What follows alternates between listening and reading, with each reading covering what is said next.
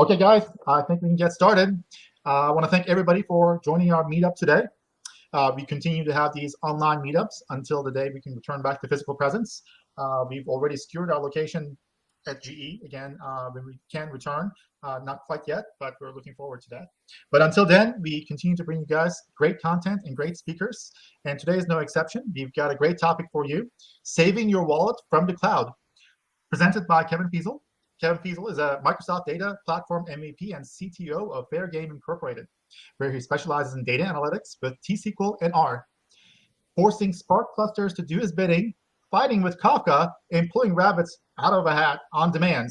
The most impressive part of that for me is fighting with Kafka, because I've been doing some of that too, and you need some magic for that. He's the lead contributor to Curated SQL. That's at curatedSQL.com. Also president of the Triangle Area SQL Server User Group, and author of Holy Base Revealed. A resident of Durham, North Carolina, he can be found cycling the trails along the Triangle whenever the weather is nice enough. Thank you very much, Kevin, for joining us today. Take it away. All right. Thank you, Tolga. So as mentioned, this is saving your wallet from the cloud. And I guess I probably don't need to go through too much of the intro, since that was already who I am and what I do. But welcome, everyone. Let's talk a little bit about what we're going to do tonight. We are going to take a look at the cloud pricing model, and I'll use Microsoft Azure as an example. I'm also very familiar with AWS, and the pricing is very similar in terms of the concepts we'll cover, even if a few of the particulars will be a little bit different. So if you use AWS or you use Azure, it's going to be the same story. I'm not as familiar with other cloud providers, so I can't guarantee you that this will be true, but my guess is probably it'll be close enough in most cases. We'll get an idea of how much services can cost and ways to save a bit of scratch when you're talking about moving a product into the cloud.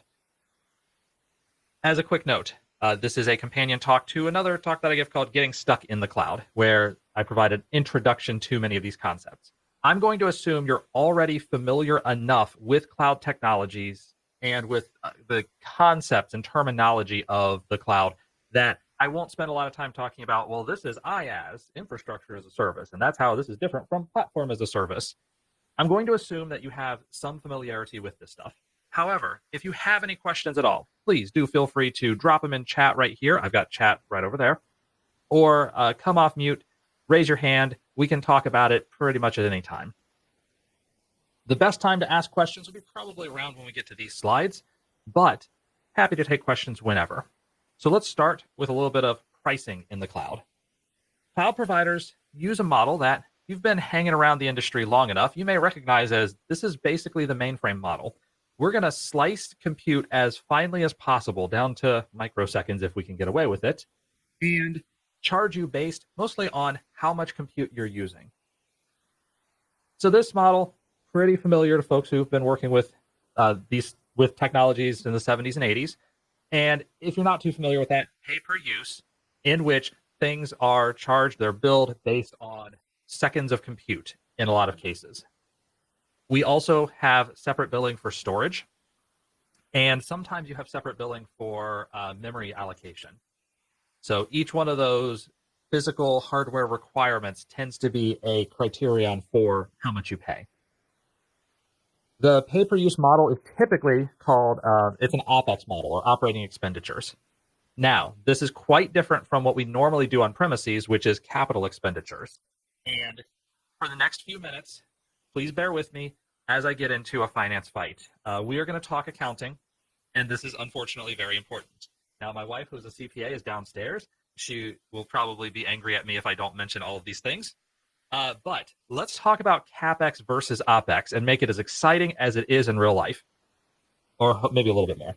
The intent of a capital expenditure is when you're buying some fixed asset. Think about you're buying a factory, you're building a factory, you're buying a large piece of equipment. Maybe you buy a tractor for a farm, an 18-wheeler because you're a owner-operator.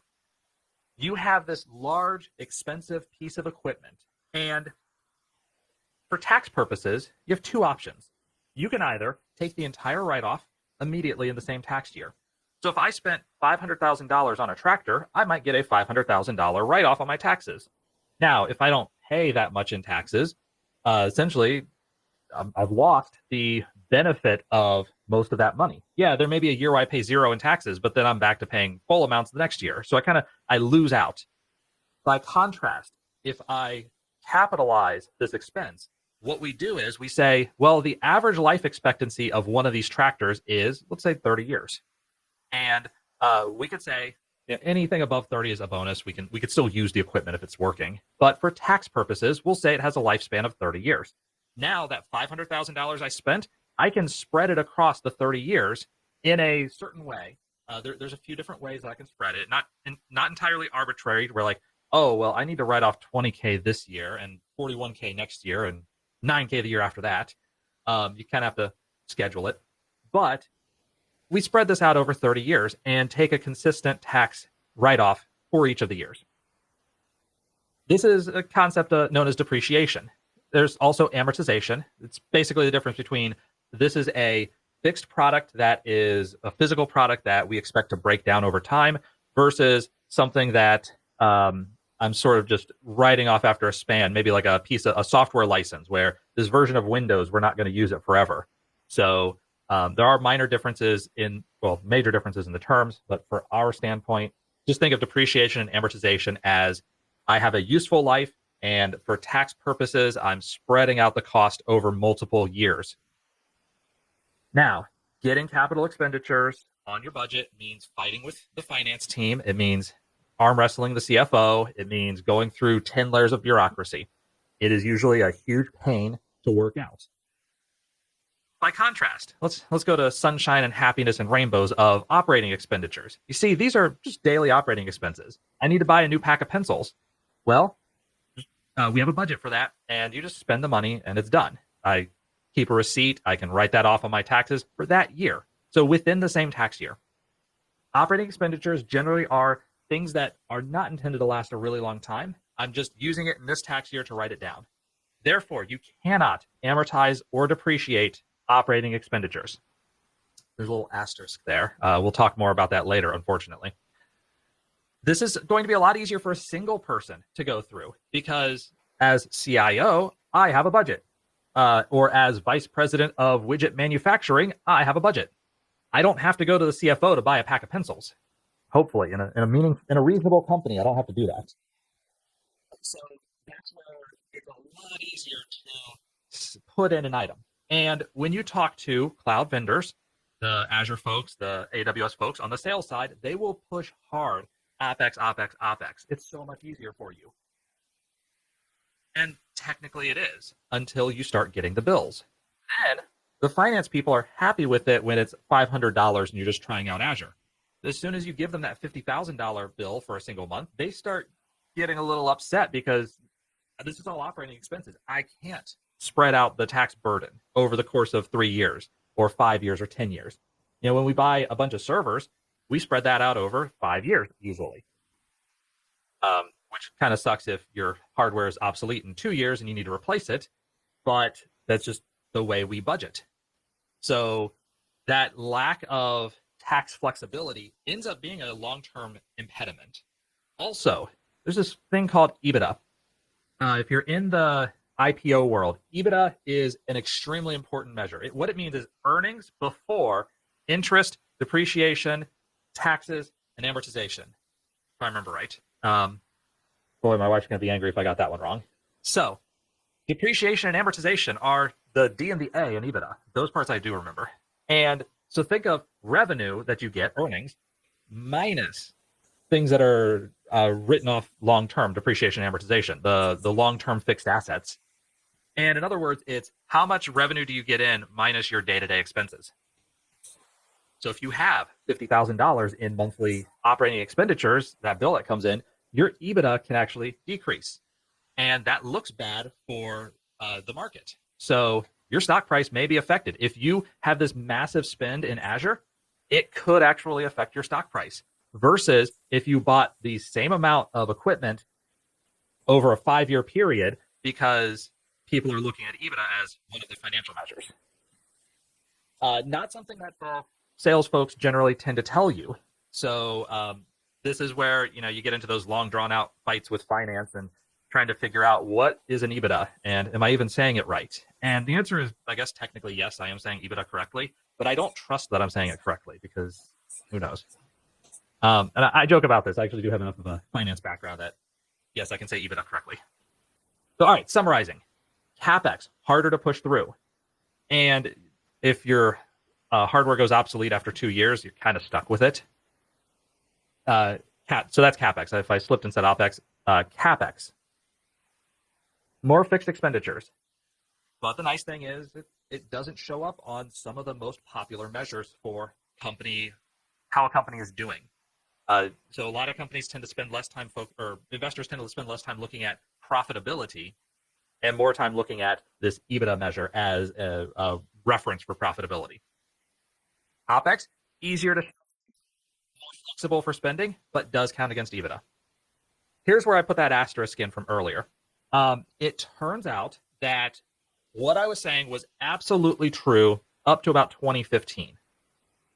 And what's happened is we've seen some changes in GAAP rules, the generally accepted accounting principle rules that the US and Europe and a majority of the world tend to follow. And there are councils that meet on what things fit in what categories. And there are lots of arguments. I'm sure they're very interesting arguments and not at all dry and boring. But what happens is that some of these cloud expenditures have actually technically become more CapEx. Like, for example, if I have a virtual machine and I license SQL Server on that, the licensing cost of SQL Server can actually be a capital expense. The hardware price that I pay each month is not a capital expense. So I can amortize my SQL Server licensing, but I cannot amortize the VM. Slowly, more of these things are actually moving over, and I'll tell you about another exception as we get to it later on. But I do want to make mention that, yes, they'll sell you on OpEx everywhere, but then when you hit the pain points of OpEx, then they'll say, oh, well, actually, you can make this CapEx for tax purposes. So a cloud provider, everything is going to cost you money. Almost everything. Data ingress, giving them your data usually is free. And if you have a huge amount of data, they'll send you a box full of hard drives to load up and ship out to them. And that may not even cost money. They want to get your data. But if you want to get the data back, you pay for that. If you want to store the data, you pay for that. If you want to use the data in any way, well, you're paying for that. Of course, you have to pay for the network utilization. I mean, that's not free. If you want a second server to make sure that your people can do what they need to do, you're paying for that. If you want things to be faster, you can pay extra for that. And are you running in dev or test? Well, you're paying for that with an asterisk. We'll talk about that asterisk in a bit, but I want to prime you for there can be a way to save some money on dev and test. But even with this, some services are free, or at the very least have free tiers. As an example of this, Azure IoT Hub has a free tier, which is 8,000 messages per day.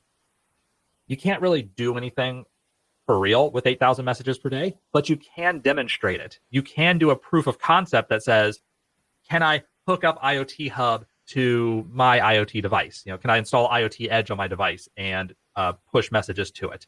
Or will this work at all? Or maybe I'm giving you a presentation. Here's Azure IoT Hub. And in my Azure account, I can fire off some messages and it'll be stored in the hub without me having to pay for it. There tend to be a lot of those services that are free or at least very low price for very low-end requirements that are mostly for demonstration, testing, presenting, internal company discussions, that kind of thing. But once you start talking about, I'm doing this in production for real, get out the wallet. Now, Azure and AWS both have fully featured pricing calculators. This is an example of the Azure pricing calculator. And I will say it is very complete, but it can also be a little confusing to work with. There are a lot of working components involved in it, and I'll walk you through a little bit later on, but it can be confusing. Also confusing, everything in Azure tends to have multiple tiers, and they throw out different terms. So sometimes they'll use the phrases basic, standard, and premium as a way of giving you quality tiers. where generally basic means this is really bare bones. This is probably not what you want in production, but if you're showing it on a demo, maybe. Standard, for a small production environment, maybe. For a dev environment, sure. Premium, yeah, here's where you want your real production stuff. Of course, it's going to cost you more. In some circumstances, there is no development surface area difference between these, meaning that I have exactly the same options in basic, standard, and premium for writing my code, for feature utilization, and the difference may be in performance, how fast things resolve, maybe in this SLA, how much downtime can I expect to have with it? It might be in security features or administrative features. Maybe encryption of data is a premium feature versus standard or basic tiers. It could be in how much scale I can get from it. So how wide can I scale this thing out? With basic, usually you can't scale out at all. With standard, you get some scale out. With premium, you tend to get more scale out capabilities. And for an example of extremes in this regard, let's talk a little bit about Azure SQL Database, where we have 7 separate options available to us. The first set of options is called the DTU model, the Database Transaction Unit, which is I think it's transaction. It's a measure of hardware utilization in Azure that is a composite of CPU, I/O, and memory. And it turns into a number. So you may have 100 DTUs, and 100 DTUs means so much compute /IO/memory, where these are additive measures. So I may have a query which is very memory heavy, but may not be that CPU or IO heavy, and it might score 95 DTUs. And I may have another operation that's not using any disk at all. It's strictly CPU bound, and that may also be 95 DTUs. It can be difficult to understand, what does a DTU mean? On premises, when I have my virtual machines, when I have my physical hardware, I don't have DTUs. I have this many cores or this many virtual CPUs. I have this much RAM. I have this type of storage that provides me these IOPS with this latency. And I don't have a composite DTU number. There have been a couple of people in the SQL Server community who've reverse engineered what that DTU number actually means. And if you're really interested, you can look that up and figure out how it's calculated. But more recently, Microsoft has moved to a virtual core model for pricing. So there are 2 virtual core models that are fairly normal: general purpose and business critical. If you're looking for real low scale, we're talking about very small development environment or a personal blog, basic and standard are going to be a lot cheaper than your cheapest vCore model in general purpose. There's about 5x price increase once you go from the baseline of standard to the minimum of general purpose. That said, if you compare apples to apples in terms of actual performance, the vCore model is a little bit cheaper than the DTU model. So in other words, you have a much higher floor. And once you start comparing, this is roughly the same level of throughput, level of database activity. The vCore model is usually a little bit cheaper. Then there's hyperscale, which is a completely different beast. And there's a serverless tier, which is, again, a completely different animal. That's 7 separate ways that I could have an Azure SQL database set up, each of which has a completely different pricing structure. And there are a lot of services like this. So choosing among these can be pretty difficult and often requires that I have this knowledge of which one I should choose before I choose it, which, maybe you have it, but in some cases, if I'm coming in, devs are asking for a SQL database. That's the cheapest one. And that's usually not the right answer. Also, kind of the analog to this. Let's say I want a Spark cluster. Well, cool. I could spin up an Azure HD Insight cluster, which has Spark on it. I don't recommend you do that. Spark HD Insight, I've never been a fan of the product, but that's a rant for another day. You could spin up an Azure Databricks cluster. I like Databricks a lot. You could spin up Azure Synapse Analytics, which has Spark clusters. I am mildly fond of Spark clusters in Azure Synapse Analytics. I mean, I like the overall product a lot. The Spark clusters are coming along. But if I want to do something for real in Spark, I'm probably using Databricks. Now, if I do want to integrate with SQL Server Big Data Clusters is your SQL Server plus Spark, and that could be a good option.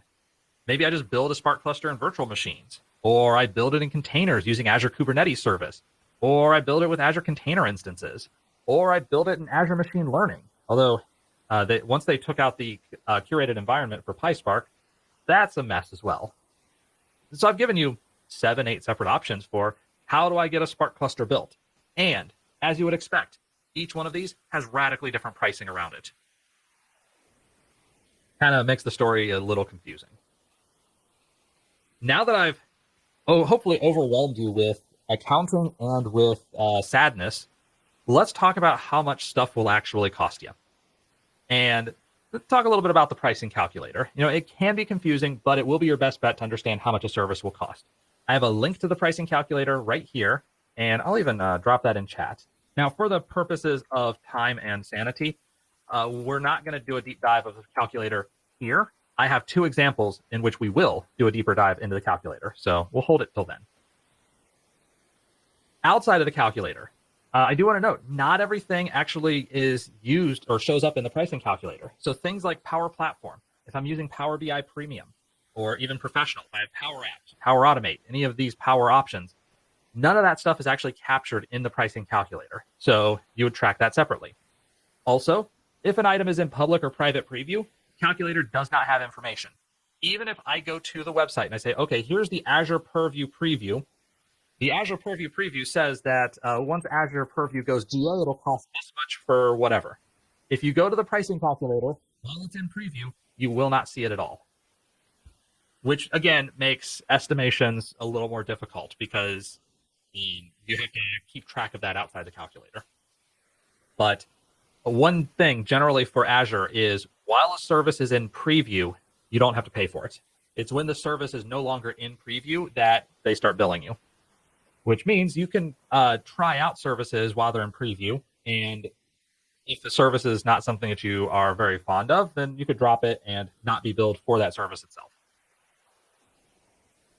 So given its complexity, the Azure pricing calculator will work best when you've got a really good idea of service requirements. The more information you have about your workload, the more likely you are to get the right answer in the calculator, where the right answer is within a reasonable percentage. And this is a lot different from what do I have on-prem. On-prem, I may have a virtual machine that has 16 cores and 128 gigs of RAM and SSDs. Maybe I've got a SAN that is SSD based.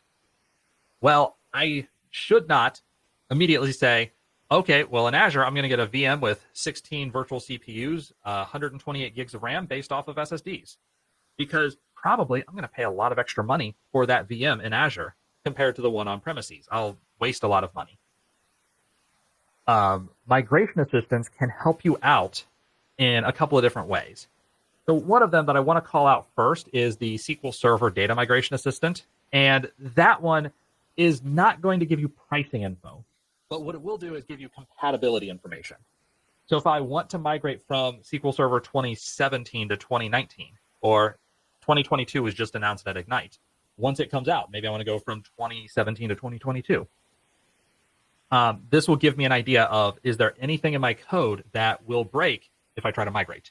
Or if I try to move it to Azure SQL Database, some things are not supported in Azure SQL Database. For example, file stream is not supported. The CLR is not supported. Machine learning services is not directly supported. So I have a few things that if I'm using them on-prem, I would need to know that, no, you can't put this into Azure SQL Database. You might be able to put it in Azure SQL Managed Instances, or you'll just have to use Azure VM. So again, not a cost savings tool of its own, but it does give you an idea of whether a project is feasible. The potential cost-saving migration tool is Azure Migrate. This will give you an assessment for different services like SQL Database, a virtual machine, an application service, and a little bit more. And the idea here is if you run their agent on premises, on your hardware, it'll get an idea of what your workload looks like and then make recommendations based off of, peak workload and average workload of what type of hardware you might need when you migrate to Azure. So this will help you because you may have 16 cores and 128 gigs of RAM, but if you're running an average CPU of 10 to 12%, you don't need all of that. And actually, that's a waste of money in the cloud. This gives you an idea of what your average workload would look like. Also note that migrations themselves cost money. And again, that won't show up in the Azure calculator. There's an article by a company called ScienceSoft. They're a consulting firm, a Microsoft partner. They estimate a small app can cost $5,000 to $15,000 to migrate. And that's in terms of hiring a consultant or the opportunity cost of having employees go and perform the process of migration. It can be $500,000 or more for a really large app. There is a cost. This is where, hey, it's a 12-month process to migrate this big on-premises application into AWS or into Azure. And all of that work done adds up. All right, if anybody has any questions about things so far, drop them in chat. I'm going to take a quick drink of water, and then we'll talk about saving money in the cloud. So let's talk about saving money in the cloud. Azure has 3 separate models for pricing, and AWS has the same. Pay-as-you-go, or Pago, where every month you get a bill based off of the number of hours that you've used this product. 1 year reserved. You have a reserved instance that will last for a contract of 1 year, and 3-year reserved. So typically, a 1-year reservation will be about 30 to 40% cheaper than just running pay-as-you-go full-time. 3-year reserve could be 50 to 70% less expensive. And looking at this slide, you just say, shoot, why would I do anything other than a 3-year reserve? If I'm going to save 70%, and that's not a rare case. Most Azure services give you about a 50 to 70% discount when you do that 3-year reservation. That seems like a no-brainer. Let me tell you why you should choose Pago. If you're using a service less than 30 to 40% of the month, and you can have it off the rest of the time, then pay-as-you-go can be cheaper than that 3-year reservation. The 3-year reservation says this is the price that you get for reserving an instance. Let's use a VM as a concrete example. Virtual machines are not the only thing you can reserve, but it's a real easy example. If I have a 3-year reservation on a virtual machine, what that says is I can have this class of virtual machine running 24/7 for 3 straight years. I've prepaid for that virtual machine. Or I've written a contract with you that says I will pay a certain amount of money per month over the course of the next 3 years in return for unlimited use of 1 virtual machine of this class. So they may give you that for 70% off. But if I only use it 5% of the time, if I just run at full Pago price 5% of the time, I'm going to save money versus that reserved instance. And if I want to try out a service, if I'm not sure it's a good idea yet, start out as pay-as-you-go. No contract, no worries. You can decide later on, yeah, this actually is working great. Now let's reserve an instance. Also, pay-as-you-go has no down payments, which means it's typically the lowest upfront price. If I'm really cash strapped and I need to have the lowest upfront price, even if I realize I'm going to pay a bit more over time, then pay-as-you-go makes the most sense. 1-year reserve and 3-year reserve typically have you pay a certain number of dollars upfront. So if maybe pay-as-you-go was $10,000 over the course of 3 years, 3-year reserve, they'd say, oh, well, you'll pay $3,000. Now you give us $1,000 today, and then we'll spread the other $2,000 over the next 3 years. If I don't have that $1,000 today, then I would want to do pay-as-you-go and kind of work my way there. And if you can fit anything into a very inexpensive tier, that basic tier or that low standard, pay-as-you-go can actually be cheaper than reserved instances. For some services, like Azure Blob Storage, reservations assume that you have very high requirements. If you're talking about storing petabytes of data in Azure Blob Storage, reserved instances can save you a lot of money. If you're talking about gigabytes of storage in Azure Blob Storage, reserved instances are an absurd overcost. definitely pay as you go for that case. So this is where the pricing calculator actually helps you out a lot, because in many cases it'll show you see very easily what the difference looks like. So why would I choose 3-year reserve? And there's a question here. Is reserve capacity for a single service, or can it be for an entire resource group? This is on a service by service basis. And the reservation price differences, that's why I say 50 to 70%, because a virtual machine of a particular class, so I want D2 or DSV12 virtual machine. And if I reserve that virtual machine, I might get 70% discount over 3 years. If I want to have Azure Kubernetes service, actually that's a really bad example because that's just a bunch of virtual machines. But if I want to have a different service, Azure SQL Database, I'll reserve that separately if I can. So you can choose which things you want to reserve and which things you don't want to reserve. 3-year reservation. If I'm pushing 100% utilization or 100% uptime for utilization, and I'm willing to make a 3-year commitment, 3-year can make sense. I mean, again, 50 to 70%. Also, one of the asterisks from earlier I had you think about, 3-year reservations as of about 2018 can actually be amortized as capital expenditures, because I've paid for this and I'm depreciating it, or excuse me, I'm amortizing it over the course of 3 years. I'm actually not depreciating the equipment. I don't own the equipment, but I'm amortizing the cost of this reservation over the course of 3 years. And so because it's over multiple tax years, I can include that as a capital expense, which might make finance a little happier. So that's a good reason, potentially, for choosing 3-year reserve. And so you might ask, well, okay, pay-as-you-go can make sense in some cases. 3-year reserve can make sense, but you got to tell me 1-year reserve makes no sense at all. And here's where I'm going to flip that around and say, no, 1-year reserve is probably the best option, as crazy as it sounds. It tends to be the best trade-off between flexibility and price savings. And let me give you a concrete example. And we've seen this for several years, both in Azure and in AWS. If I reserve an instance, let's say I reserve that DSV12 or whatever.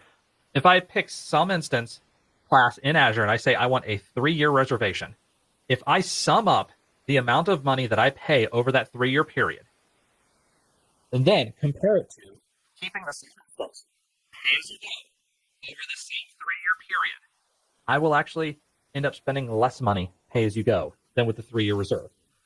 And that sounds absurd until you realize that the same VM, after about 1 year, there's new hardware. And so if you want the new hardware, you'll pay $2 an hour. And maybe you pay $2 an hour up front, but now that there's the new hardware, this old hardware is $1 an hour, 50 cents an hour. After the next generation, 25 cents an hour. I mean, it doesn't usually swing down that much, but if you add up and keep that same hardware after several years, pay-as-you-go actually ends up being cheaper. 1-year reserve ends up being the cheapest because every year you can re-reserve that same hardware at a lower price. And basically doing the math, this has been true for about a decade, that virtual machines, if you're using them, you don't want to do more than a 1-year reservation, generally, if you want the lowest price. If you want the tax write-off purposes, 3-year reservation may be better. But if you want the lowest price, 1-year reservations tend to be the best. It's a mad world. So the specs get better or current specs get cheaper. You don't get the new price if you have it reserved. That is correct. You have signed a contract that says you will pay this much money for this period of time. And thus, it's, that's what you're paying. Now, the providers, this is kind of the very passive case. If you have a 3-year contract, you can always renegotiate and say, all right, well, I've had 1 year on this hardware, and now the new hardware's come out. Let me start a new 3-year contract on this class of hardware, and they'll usually let you drop the old one. Pick up the new one, drop the old one, and that way you might end up saving more money in the end. That's where you end up negotiating a bit with your Azure or AWS rep. So most of the advice that I give here is, I'll call that baseline advice. And if you're a really good negotiator, you can change it at the margins. Azure Hybrid Benefit allows you to take some of your on-premises licenses and use them in Azure specifically. AWS doesn't have an equivalent that I'm aware of. So Windows SQL Server, Red Hat Enterprise, and SUSE Linux. In other words, if I have 1,000 licenses of Windows on premises that I've paid for, I've got software assurance on, I can take those and create 1,000 VMs in Azure and do not need to pay the licensing part of it. I still need to pay the hardware part of it, but I don't need to pay the license. With SQL Server in particular, I may have a server that's on premises, and I say, I would like to make this Azure service.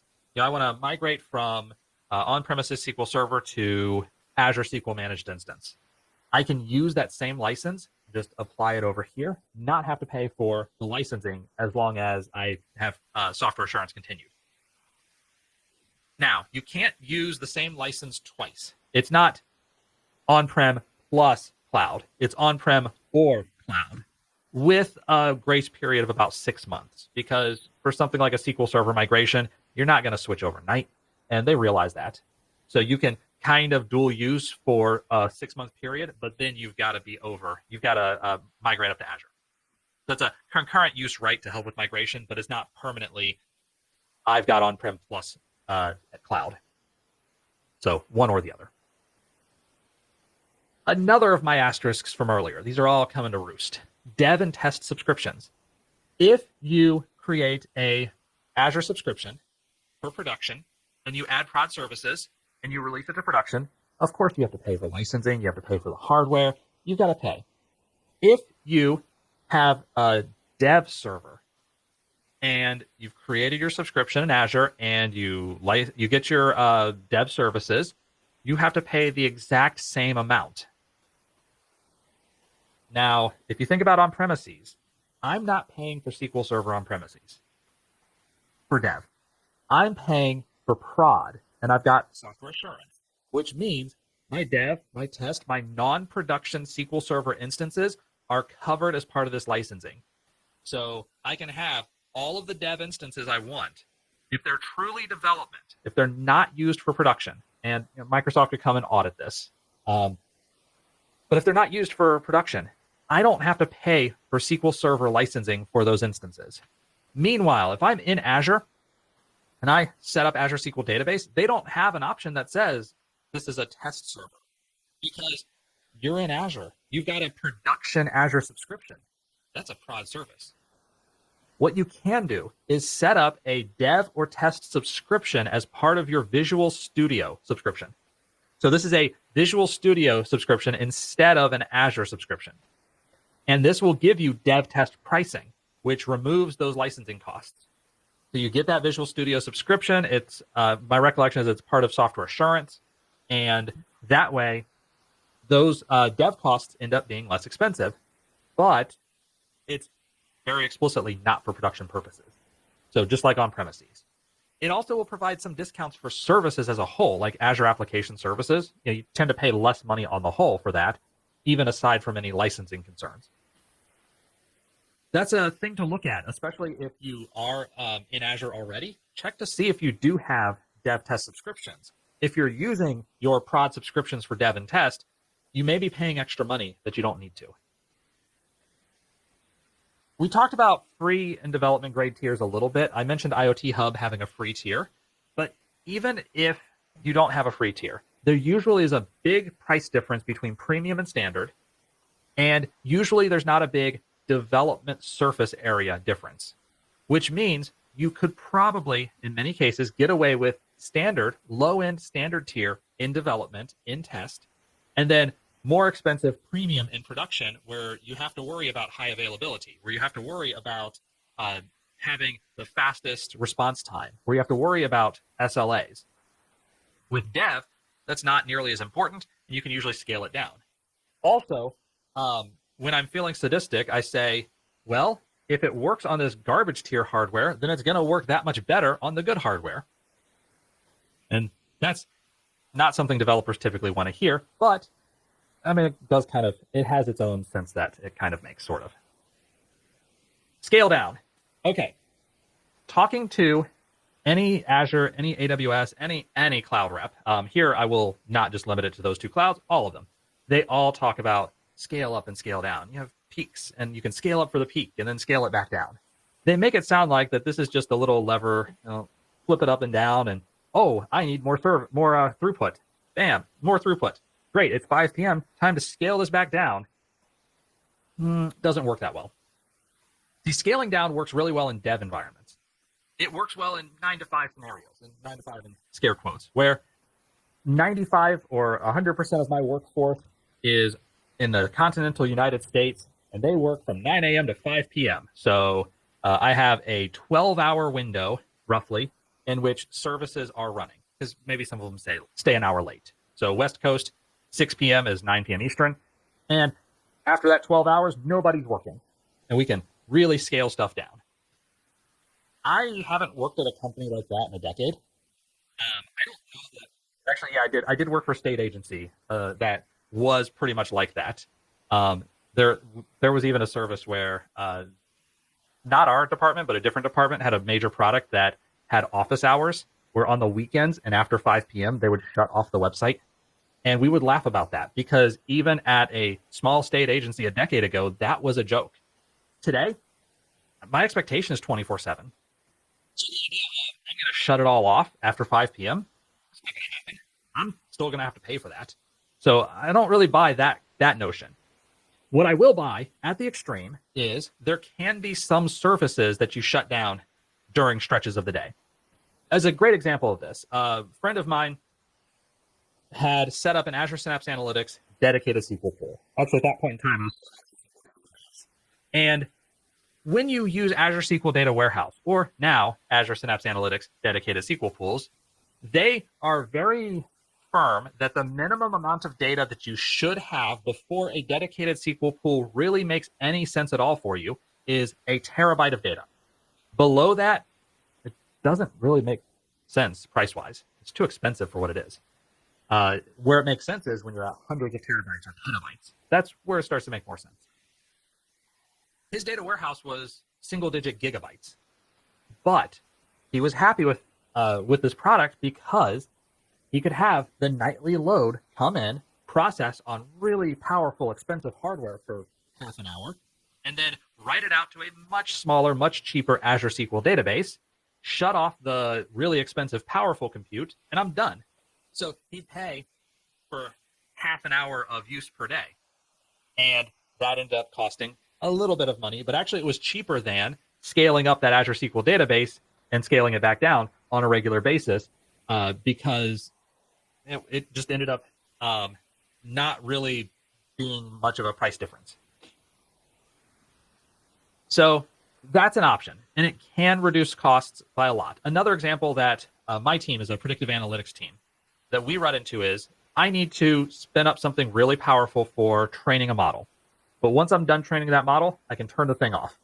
Most cloud services have you pay for compute and storage separately. So I can have storage, which is usually really cheap. And I can have compute, which is usually the much more expensive option. And when I need that big, powerful compute, start it up, run it for an hour, and then turn it off. And at that point, that's where scale down can work. But more commonly, I would say probably about 2/3 or more of a company's core infrastructure, you're not going to get away with scale up and scale down. Also, scale down takes time. Frequently, it can cause downtime. If you're scaling up and down databases, it usually doesn't work very well. It could be 20 minutes for that scale down to finish, and your data's inaccessible for that 20-minute stretch. And again, my websites don't have office hours, so I can't afford, well, we're scaling it down, so we're going to kick it off for 20 minutes, and then later on, oh, this is getting hit hard, we're going to scale up, and by the way, while it's getting hit hard, we're going to take the site down for 20 minutes. That doesn't fly. For some services, application services or Azure Kubernetes services, those types of things where you can easily scale out, this story becomes a lot more sensible. I could have app services say, I have up to 10 machines or 10 nodes actively working on serving this website. And if I don't need some of those nodes, that's cool. I'll scale down to 3. and nobody notices. Once I have enough CPU load, then we'll start spinning up more. And as CPU load drops, I can spin them down. That's a case where scale up and scale down does not really work. So does work for websites, does not work for databases. Not very well at all. What does work the best is cloud native development. And this is a long-term strategy. This is not flip a switch and you're done. It is instead a whole series of different steps. So the first step, microservice architectures. Microservices, small, independent, constrained services that do one thing well. They can run on very small VMs. They can run on containers. Microservices could actually be function apps. So you can have them on very inexpensive hardware because they don't necessarily do that much on their own. But what's nice about this is you can scale them independently. I can have more copies of a microservice, or I could have it on more powerful hardware as needed while not having to scale everything else. I can shuffle things around as needed onto virtual machines that I've assigned. And along with microservices, we can use a concept, event-driven development. Microservices get information as events, they handle the requests as received, and they spit out events to somewhere else. Usually we have queues to bracket microservices. So my service is going to check the queue. Oh, I've got something to do. I'm going to do that thing. And then I know that I need to write out to this queue over here. And if you look in Azure or in AWS, you have about a half dozen different types of queues. Probably more than that, because you could just set up a VM with RabbitMQ, ZeroMQ, Celery, or one of the 40-some other queuing services that are available, plus the platform as a service queuing operations, plus the things like Apache Kafka, which technically isn't a queue, it's more of a log. But whatever you use for message passing, message handling, this lets us keep those services independent and also reduces the burden of ensuring that everything is up. I mean, I could even shut off some services. If I don't need immediate responses, I could shut off this fairly expensive microservice for a stretch of 8 hours because I know that the messages don't have to be processed immediately. They can be processed once every 12 hours. Maybe we turn it on, we burn through messages, and we turn it back off. So if that makes sense for my particular service, then I have that option. For the other services that have to be online, that have to be readily available, that don't have office hours, then I'm going to keep them on the less expensive hardware because they're very small and they're very purpose-driven. On-prem, we tend to over-allocate resources. And the justification for this is real easy. I want a new server for SQL. I want a new SQL server. I'll go talk to the database operations team, and I'll say, hey, folks, I need a new SQL Server instance. All right, well, what do you need? I'm going to need, and I think about it, I need 16 cores, 128 gigs of RAM.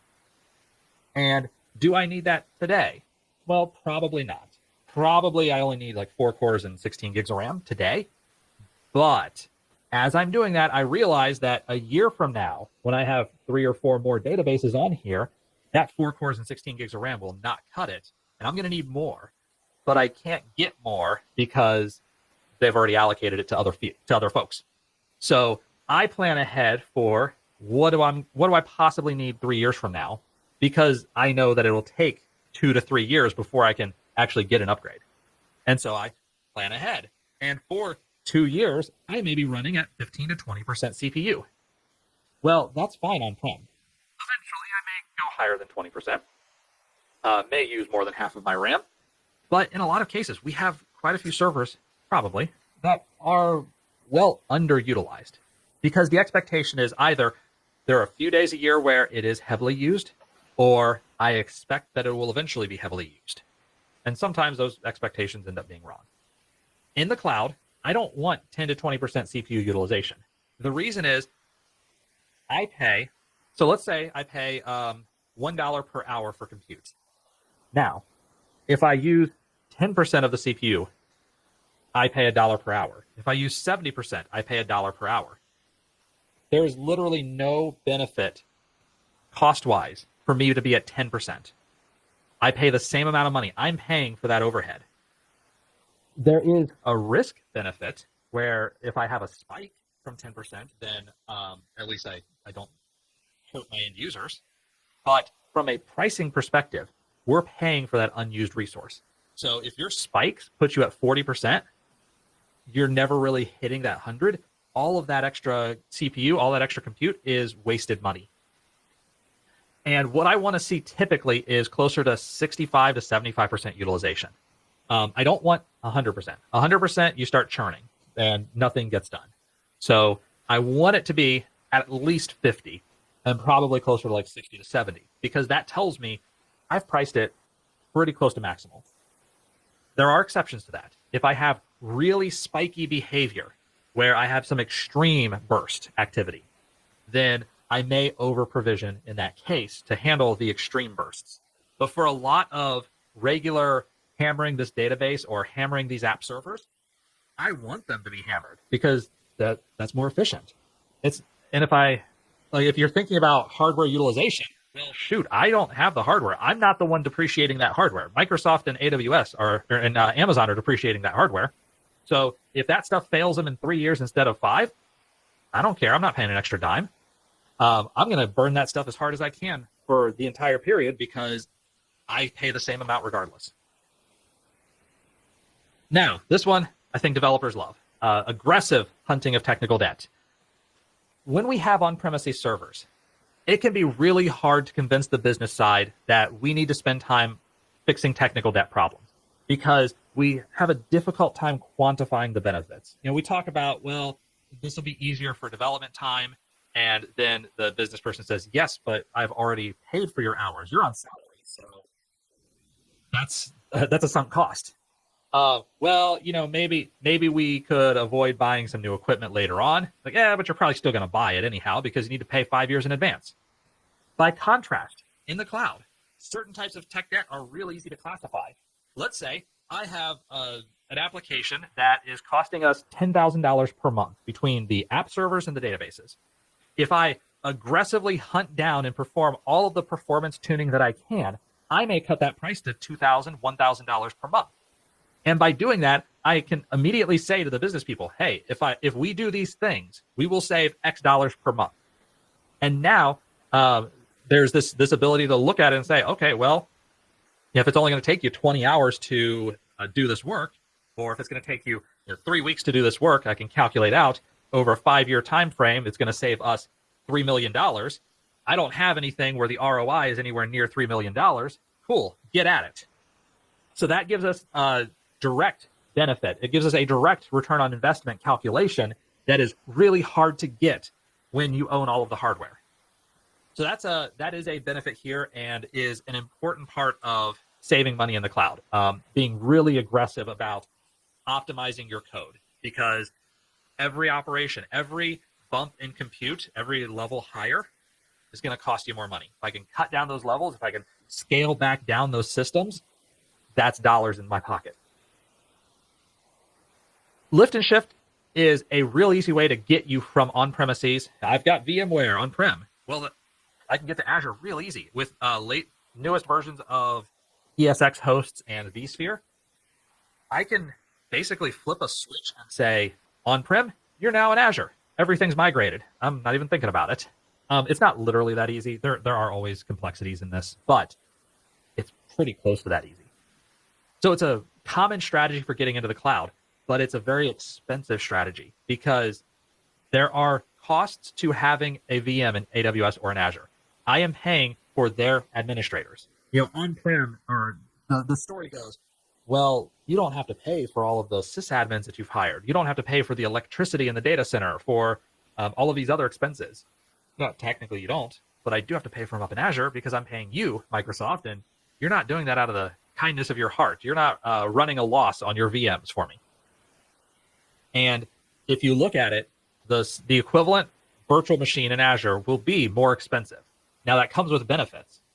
You're not getting calls to drive to the data center because a rack exploded or something failed, a switch failed or something like that.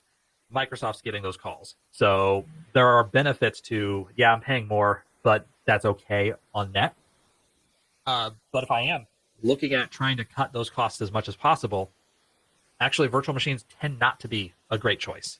Instead, look for platform as a service, function applications, storage options like Azure Blob Storage, queuing options, event hubs, app services, Azure Functions. These things tend to be a lot less expensive, especially for small to moderate to pretty good size. If you're talking, I'm pushing 10,000 transactions per second, 100,000 transactions per second, probably not going to be running that on something like Azure Functions. That's just not going to scale to that level. But if I have a regular web app, my corporate web app, where I measure this usually in dozens to hundreds of transactions per second, I may be able to run this on very inexpensive platform as a service options. That'll be a lot cheaper than spinning up the equivalent virtual machines and their associated resources. So what I've described here is probably not how your solutions look on premises, and that's fine. On-prem software development is different from cloud software development. There are different costs, there are different incentive structures, and that's okay. Doesn't mean that your on-prem solutions are not optimal or not good. They are optimized for that scenario. But it also means if you just take it and drop it into a cloud, it's not optimal for there. And so you'll pay more money here. And the costs, though, if you do have event-driven microservice architectures in which you've got teams aggressively hunting technical debt, it's actually probably a really good candidate for Azure. Now, if you don't, if you do have a more classical architecture and maybe have a little bit of code bloat or resource overutilization, that doesn't mean don't move to the cloud. But it does say you might want to plan that move a little bit, plan it a little bit more, and look at how you can get from on-prem to cloud. So maybe take some smaller product offerings and move them first, or greenfield application where you have a chance to develop more appropriately. Perform that ruthless technical debt cleanup. Get rid of as much of the unnecessary code, of the code that doesn't perform well, of code that is difficult to understand and maybe run suboptimally. Minimize network bandwidth utilization. On-prem, we have, here's a 10 gig fiber switch, and I can saturate that 10 gig fiber switch as long as it's all internal, it's on my intranet. Who cares? If we're not causing problems for other services, we've saturated it, that's fine. In Azure, you're paying for that bandwidth. So now the answer of who cares is you, because now your wallet's a lot lighter. Finding ways to reduce network transit will save you money. And again, this is not something where a few gigabytes of data movement per month is going to be visible. But if you're talking hundreds of terabytes or petabytes of data movement, saving 10% can be a significant cost savings. So now let's put this in practice a little bit and talk about scalable web applications. So this is a reference architecture for a scalable web app using Azure. And I want to talk about a couple of the components. And for that, I think I would like to use Zoom It here. So we have these blue things are Azure components. And I have an application service, so a web app, that is actually driven from a queue to call Azure Functions to do things. So this could be, I've got my website, my single page application. So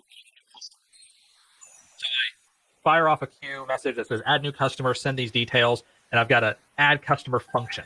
Well, that add customer function may go hit Azure SQL Database and write out messages, add that new customer. Maybe it also tries to get the customer, see if it exists already. We can hash this in Redis to make things faster. We could use something like Azure Search to allow for full text lookup, full text search. And Front Door gives us a web application firewall and also allows us to scale things out, kind of load balance a little bit better. There's a content delivery network in Azure. If you're used to something like CloudFront or Cloudflare. So CloudFront is AWS's, Azure CDN is Azure's, Cloudflare is a third-party CDN. That's going to help you store things like HTML files, JavaScript files, images, things that are not dynamic in and of themselves. That stuff stays the same regardless of which user is on your application. can store that in blob storage. So it's static content, and it can be served across the world. Using DNS to get all of the various IP addresses, internal and external, for your services. Azure Active Directory for authentication for your applications. A bunch of different services on here in this architecture.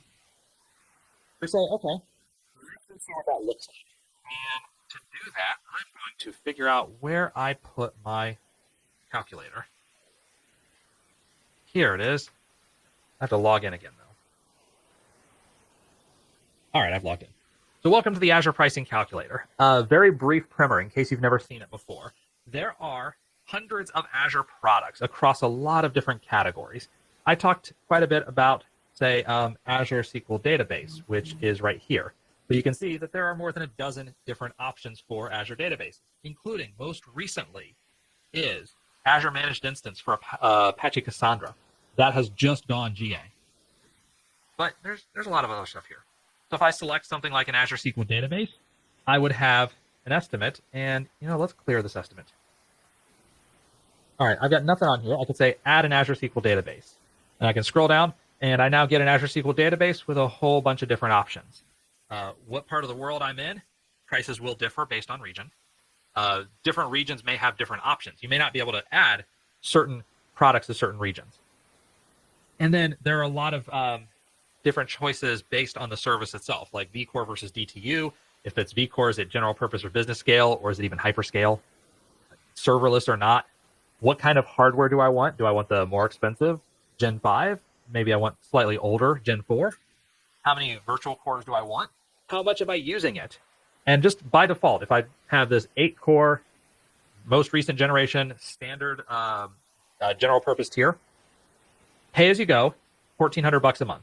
Now, if I have Azure Hybrid Benefit, it's $583 a month for SQL Server licensing. But I say, no, I have a SQL Server license that I want to apply to this. I now save that money. If I want to reserve an instance, so right now, pay as you go, no money charged up front. If I change that to a 1-year reservation, we could have upfront pricing, or in this case, they'll allow us to do 0 upfront. 3-year. In many cases, you actually have to pay up front some amount, but it looks like here they're not going to charge us for this particular instance, so that's good. So I have my pay-as-you-go, $1,400 a month, 3-year reserved. I saved about $500 a month. And there are a lot of other options on here that can change the pricing. This is where the pricing calculator can get a little difficult to work with, because when you have a product like, say, Azure Synapse Analytics, if I add that on, I start out, oh, okay, hey, look, I can save 65% with a 3-year reserve. And then I start to scroll down, like, oh, there's this other thing. Oh, there's this other thing. Oh, there's this other thing. Oh, there's actually 3 other things. There's a lot of other things when you start talking about some services like Azure Synapse Analytics. And some of these, if I say, well, this is, 50, that's $50. I say that's like 50, that's $9,000. Big difference here. And some of these things, there we go. I had to put a bunch of zeros to get to 100. And you can see obviously the price per hour. So I put a bunch of zeros in there before it makes a difference. But if I start putting a bunch of zeros in here, I can't even afford to look at the answer, much less pay for it.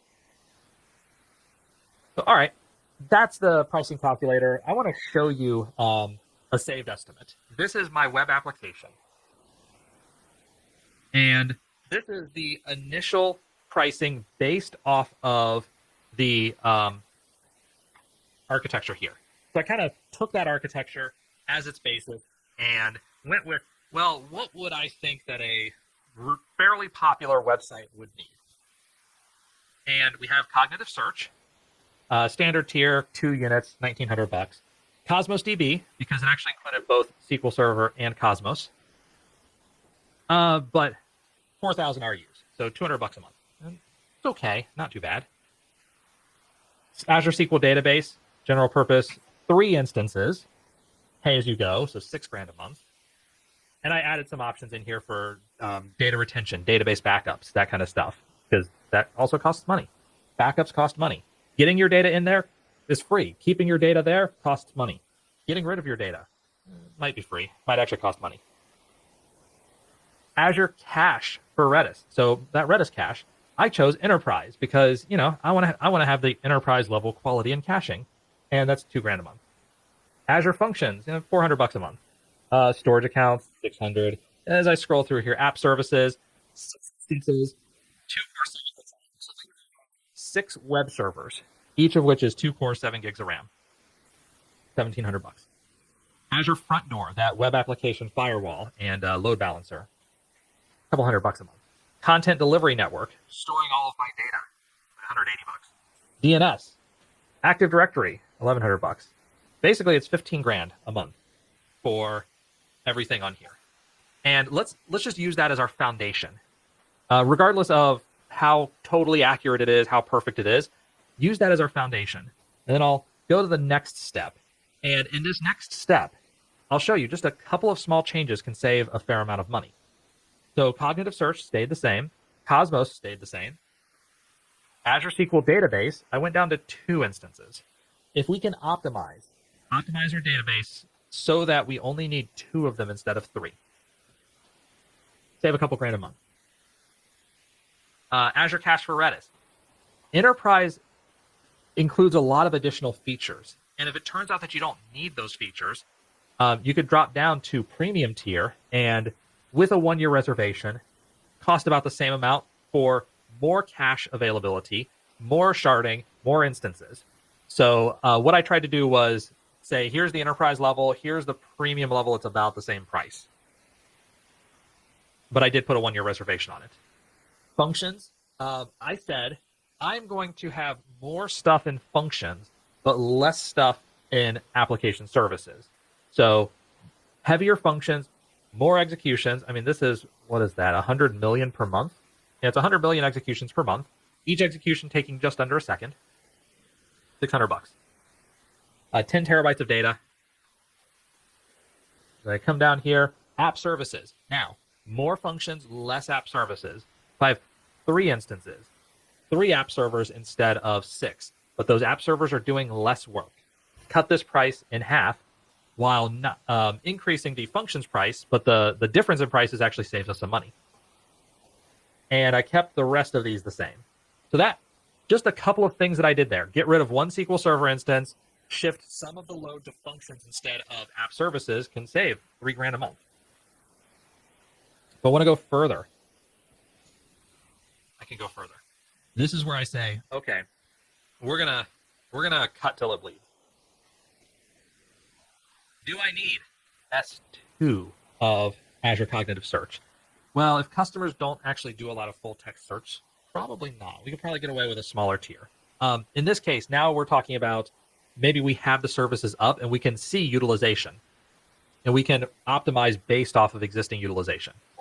With Cosmos, I cut it down to 2,000 RUs because we're going to cache more and we're not going to write as much. Similarly with SQL Server, I went to a 1-year reservation and 1 instance. So cutting the price down even further. But I did make it business critical. So really putting the screws on developers, optimize your code, get the most efficient queries, and cut down on this on you know how much CPU and how much memory we need for our operations. Cutting down on Redis cache. Again, a lot of this is going to be optimizing data structures. It's going to be not having to write as much, but doing a lot more reading. Azure Functions, if we could cut down the execution time, optimize that code a little bit, maybe cut down a little bit on the memory, cut down the price. If we could reduce storage, this is a small amount. Out of $12,000, we save a few $100 a month from 10 terabytes to 2 terabytes. So cut it down about $480 a month. App services stayed the same. I can cut till it bleeds, but let's not pretend that we can go down to one really cheap machine. But doing all of this stuff, we save about 60% off of top level price. And I don't think that any of this is entirely unreasonable. I think a lot of this is, yeah, it's going to hurt. It's going to require you to be very optimized in code. But realistically, you could shave off 60% of that bill and still offer up a really great experience. You would have to be smarter with the architecture, but can save a huge amount of money in that regard. So how do we save money? Cache heavily. The fewer times I need to hit SQL Server or I need to hit Cosmos DB, typically the better. Redis, excellent for caching. CDNs are cheap. Again, caching. Here I'm caching static objects. And if I don't need to store them on my app servers, I can load a lot of the static objects from the CDN, all of that JavaScript, all of those images. That's not anything that, my servers aren't taking that CPU load. If I do experience bursty behavior, app services can scale out pretty well. Function apps automatically scale. Databases not going to scale, so I want to optimize that as much as possible. And I want to get well-designed, fast functions versus larger virtual machines.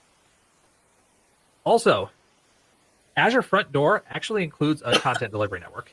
So you do get a CDN out of Front Door, and you may be able to save a few bucks that way. One last thing is, if I removed one of Azure Search or Cosmos or SQL, then yeah, I can save more money there. If we don't do much full text search, I might want to remove Azure Search altogether. That's extra money. Or I cut down to a really small tier. If I don't need Cosmos and SQL Server, if I can scale it down to one of the two, again, I save some cash, even if the other one does get a little more expensive because we've got more workload. Let's do microservices. Here is another example of an Azure architecture. Fewer things going on here. We have a Kubernetes cluster, and inside there, we've got different pods that are doing a lot of work. Azure has a container registry, which is where you're going to store your Docker containers, and you can create pods that use these containers. Those pods will be hosted on virtual machines. You could have applications through a load balancer. You can access external databases, and so on. But really, the key to the story is this Azure Kubernetes service. That's what we're really interested in. A brief version of this, not going into quite as much detail as we did before. Start up this first estimate of microservices. There we go. Pricing calculator just had to warm up. And container registry, not that expensive. This is about $800 for what I think is probably overkill for your containers. Usually your containers are measured in gigabytes, and I'm saying, hey, let's have 2 terabytes of storage and 3 terabytes of transfer. For Kubernetes service, there is no charge for the cluster management. On AWS, there actually is a charge. There's like a $50 per month charge just to have EKS going. And then you pay for the virtual machines. If we have 20 VMs at 16 CPUs, 64 gigs of RAM, pay as you go, that's $11,000 a month. And then we have managed disks. Maybe we have load balancing. Here's a SQL database and Key Vault to store our secrets. Add all this together, 18 grand a month. Now, let's come down to just reserving those instances. No other change. I'm just going to reserve for 1 year my VMs.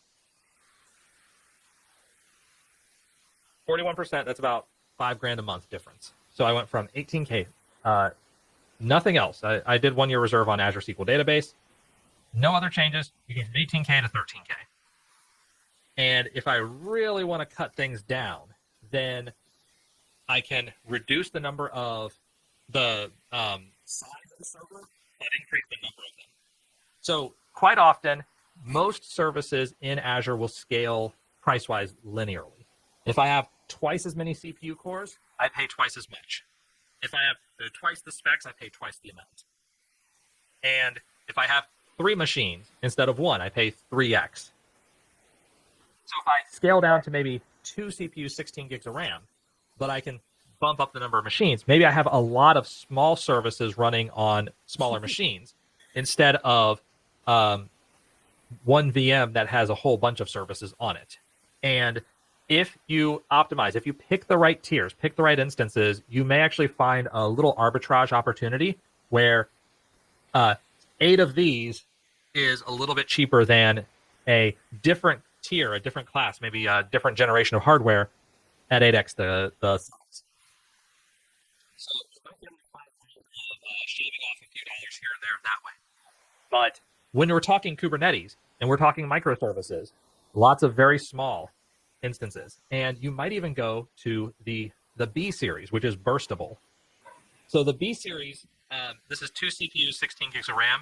If I look at 4 and 16, it's just a little bit more. If I look at 2 and 8, it's quite a bit less. And what the B series is that they will allow you to go above this level for a small amount of time, and then you kind of settle back down. So you may have 1 core, 2 gigs of RAM, and maybe every once in a while you use 120% of that for an hour, for a few minutes. Let's say it's a few minutes a day. You use 120, 140%. You kind of have this burst credit that you build up, and then once you use it, they cap you at this level until you build up more credit. AWS has the same policies. And this works really well for very small microservices, where I only have them utilized occasionally, but I can burst when I do need them. And that's another way where you could potentially save some money.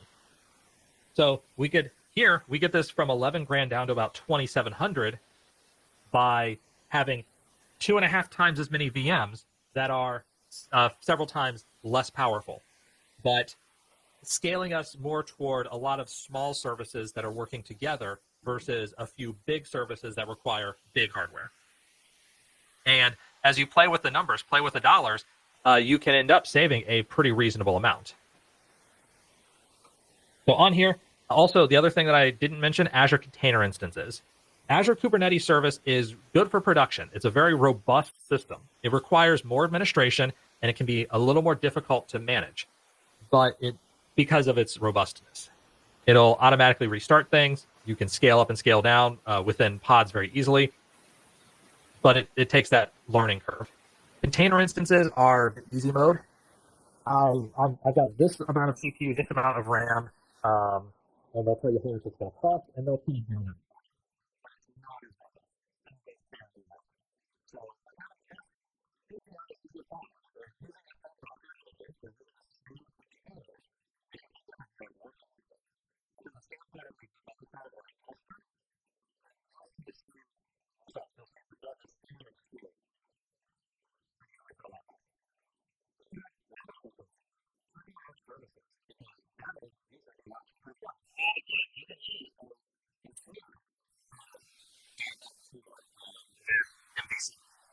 And run that container as an app service. Very last thing, because I know it's getting late. Let's talk budgets. Let's talk alerts. Budgets give us an idea when we reach a certain level of spend. I go to budgets and cost management, and I can add a new budget. That budget, here I spend about $100 a month. This is my actual Azure credits. And $100 a month, I can put in a budget here that says, well, I want you to give me an alert when I spend maybe $101. This is the maximum amount that I want to spend over the course of a month. And once I create that budget, I can create a cost alert associated with that budget. So if I go 85% of my forecast, I can email the accounting team and say, you're getting close to your budget. Or if I go 101%, then I email the accounting team and say, hey, you're over budget. And this gives an opportunity to where you don't accidentally leave on a Databricks cluster over the course of a weekend and burn $2,000 in Azure credits like some. So it was a very nice premium tier Azure Databricks cluster. I was building a training and doing some testing with it, and I kind of forgot that there's a little check mark that says automatically shut down after 2 hours, and that's on by default. I kind of forgot that I unchecked that. Then I came back 2 days later, and $2,000 of Azure credits just gone out the window. Oh, ouch. But that's okay. That's okay. Thankfully, it wasn't actual money. But this is where you could have alerts that say, okay, you've reached 100% of your spending for this department. And you can do this by resource group. You can do it by tags. There are a couple of different ways that you're able to classify whose spend this is, and can get emails, can give those emails to managers and say, hey, you're getting close to your budget. Is everything okay here? Now, if you have an account which uses credits, spending limits are on by default. And that'll prevent you from having to pay Azure money beyond your credits. So if you have a Visual Studio subscription that gives you $100 in credits per month, you can use that $100, and once you're done, all services shut off until the new month. Or you can click that little thing there that says, hey, click here to remove your spending limit. And if you have a credit card associated with your account, then if you go above, it's going to start charging you.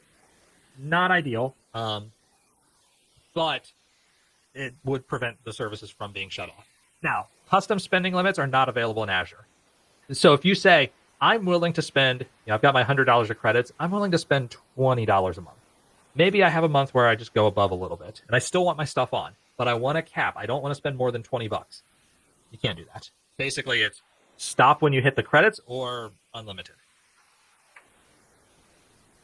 If you're at a large company or you're working in a multi-client scenario, and we're not talking about me with my $100 of Azure credits or whatever, chargeback can be really important for internal accounting, external accounting. Chargeback is where I can have this SQL Server database is associated with this department, and therefore we're going to charge you a certain amount of money per month for that maintenance, for that upkeep, for queries against it. Where you're paying for resources. And large companies have been doing this for decades. Internally. Now, Azure and AWS do that externally. I mean, they give you a bill every month that says you've spent this much money, and here's the breakdown of resources. If you want to pass that on to departments within your organization, the easiest way is to tag resource groups or individual resources with the relevant department or the costing unit, and use Azure Cost Management to create those reports for you. If you have something like a SQL Server instance and different databases are owned by different departments, that's something where you would have to create your own chargeback strategy. It's something that you'd have to control yourself. Within a resource, you can't allocate 30% of this goes to billing, 30% of it goes to accounting, 30% goes to sales, and 10% goes to this other department. That's not something that you're able directly to do. So for those more complex scenarios where you've got shared resources across several billing units, that's where you get the Excel spreadsheet back out. So wrapping things up. Throughout the course of this talk, we've looked at billing models in the cloud, OpEx versus CapEx. We've talked accounting. We've talked pricing. Hopefully I've demystified the pricing calculator a little bit. We looked at strategies to save money in the cloud, up to 60% off if you're willing to and able to cut to certain levels. There are some easy wins. Flip that switch, and now I've got some money saved. There are some much more difficult wins, but you could potentially save a lot off of a naive bill by using these sorts of strategies like microservices, event-driven architecture, aggressive technical debt hunting. If you would like to learn more, get these slides, get links to additional resources, go to csmore.info/on/wallet. If you have any questions at all, please do feel free to hit me up afterwards. Here is my email address. Here is my Twitter handle. And with that, if there are any questions, I'm happy to take them now. Otherwise, I want to say thank you all so much. Well, thank you very much, Kevin, for your excellent presentation. I think I learned a lot there. I really like that pricing calculator. I've definitely been looking at that with my own account, and definitely want to go look at our own services with our DevOps team and see what that calculator looks like on the services we run. Although I still have lots of questions on the direction to go. I know the questions to ask now, so thank you very much. I think that'll be very helpful. I'm also an SDN subscriber, so I have a bunch of free licenses, like OS licenses and whatnot. So I'm going to ask my DevOps team about that, see if there's any cost benefits there to run dev and test instances using some of those licenses. Yeah, now that would be specifically within a Visual Studio subscription. And to be clear, if you create a normal Azure subscription, the dev and test licenses aren't going to apply. There you're paying full price. It's where you create a Visual Studio subscription for dev and test that the cloud licensing will, basically those licenses are free. So it's not a regular MSDN license that you can use on the cloud? It's the same. It is the same MSDN license, but it's a subscription to Azure that is specific to MSDN or Visual Studio subscription. Gotcha. So I mean, I get my own credits. I get like $150 a month, and I do a bunch of things with that. But I guess that wouldn't be something that we would be using in our cloud instance in the company than for dev and test. Right. Yeah. So it's something to look into. If your DevOps team hasn't looked into this at all before, Yeah. it's definitely good to look into. Could potentially save some cash. Nice. Okay. Yeah. Good question to ask. I'm also going to definitely look at see if we can set up the cost alerts. Be interesting to see if DevOps lets us set up cost alerts. I'm guessing they've got to have stuff like this already, but I like to ask. Yeah. Ask them. And I didn't know my Azure, my MSDN, my own Azure instance with MSDN was limited, and it would just turn off after the credits ran off. I always go every month, make sure I have at least some dollars left, and I get nervous when at the end of every month I check and make sure I'm not going to go over. It's good to know it's not going to go like give me a $500 bill. I know when it first started, I had stories and I read articles where people would get charged crazy amounts because they forgot to leave something on and when they were just like playing around. So I'm glad to hear they fixed that, because that used to be an issue. I remember a while back, the developers just accidentally getting charged crazy amounts.